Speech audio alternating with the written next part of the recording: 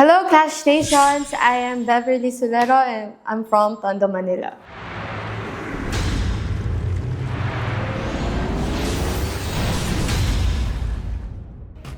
Kaya po ako sumali sa The Clash Teams. Gusto ko po sana i-enhance yung talent ko. And gusto ko rin po sana i-showcase siya sa nation natin. Especially to our generation, sa amin po.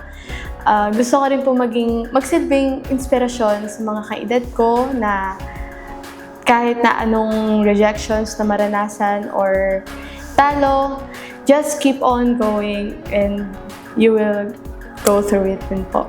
I will use the Clash Teams po na platform po by showcasing my talent po. By showing my talent to those teens na nakakaranas po ng discrimination sa mga nakapaligid sa kanya, like her or his family or sa community niya po. Ang mga kakantahin ko pong songs is mga motivational or inspirational, like maghintay ka lamang, anak, especially anak, kasi merong mga kabataan din na nagdaan din sa rebel era. Dinededicate ko po siya sa family ko. Gusto ko po sana i-prove yung sarili ko sa kanila.